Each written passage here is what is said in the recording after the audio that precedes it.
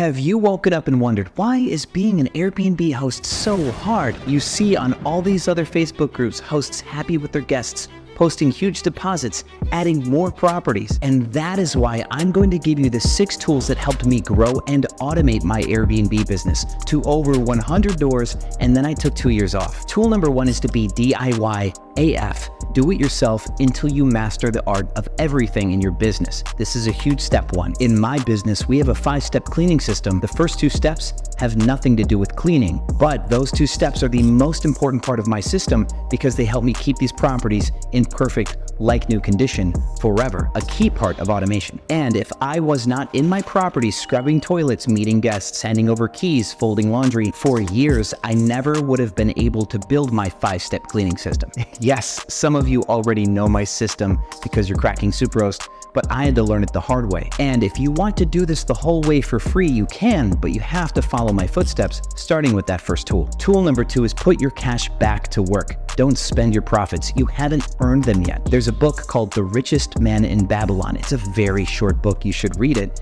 And it talks about this concept. They use this metaphor that your money makes offspring. I think kids even in the book. But they're saying that you don't spend the children of your money.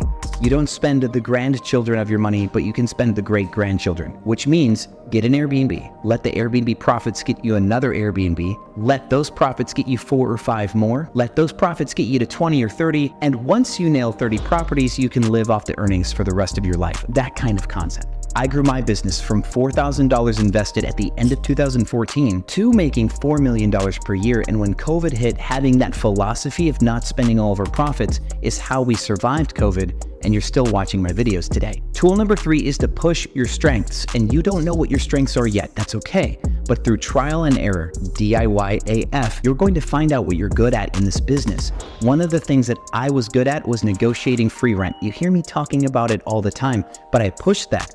Every single deal, 8 weeks, 10 weeks, 12 weeks of rent for free, and that would lead to $3,000 or $4,000 of more cash every deal on the front end. That allowed me to grow as fast as I did. Some of you will have a design strength, some a marketing strength, some of you will crush guest experience, and once you find what your strength is, you need to push that all the way. And then find people who are good at the other stuff. Like me, I can teach you how to get free rent, but man, my design, it's come a long way, but it's been weak.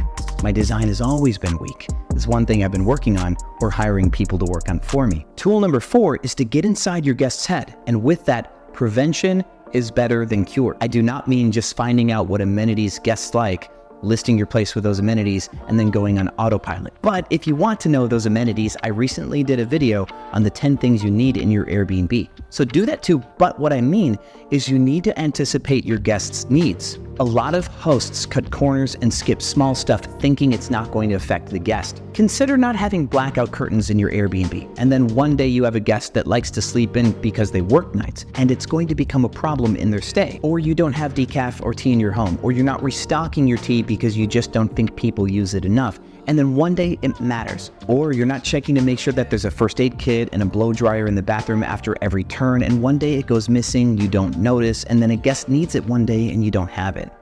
Like a missing fire extinguisher, things like this. Prevention is better than cure. Anticipate all of the ways that your guest is going to interact with your home. Get inside their head like you're the guest and prevent bad things from happening by discovering those bad things first. The key to automation is prevention, and then having cures for the things that are inevitable, and then having redundancies for those cures when the main plan doesn't work. Redundancies. And tool number 5 is everything is duplicatable. Once you master one reservation, you've mastered 100, because reservations are more similar than they are different. A guest shows up, a guest stays, a guest leaves. They're all so very similar, aren't they? The guests may use the coffee. The guests may use the hot tub. The guests may need parking. The guests are always going to have questions, and sometimes they're smart questions and sometimes they're not. But every time a guest asks a question, write that question down and start to make an FAQ page. Every time the guest has an issue at the home, add that to the page too. Find ways to make everything easier, everything better communicated, everything more intuitive, and everything streamlined over the process of 100 reservations. By the end of it, you'll notice tens of thousands of reservations will have maybe 10 runouts. 10 variations, things that matter and things that don't to each individual guest. Even though they're 100% unique, they're going to be rather similar. And tool number 6 is to build your leaders in-house by trusting them to break everything. If you cannot trust them to tear your whole business down by accident, then you're not letting go. Most business owners do not mean to do this, but they micromanage because they care so much about their business, and they're often traumatized through experience to learn that people don't care about your business as much as you do. But that's just the vast majority of people, and you're not going to put the vast majority of people in charge of your business. You're going to train dozens of people from scratch. On the way up, you're going to find the high potential people. You're going to give them shots. You're going to give them ownership per se. Let them take ownership of projects and outcomes. Let them experience the win.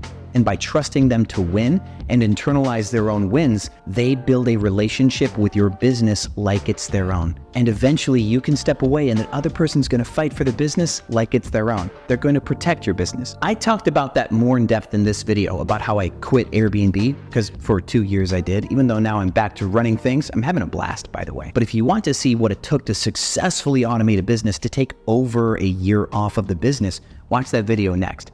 Thank you so much for watching this one. It means the world to me, guys. And as always, I'll see you on the other side.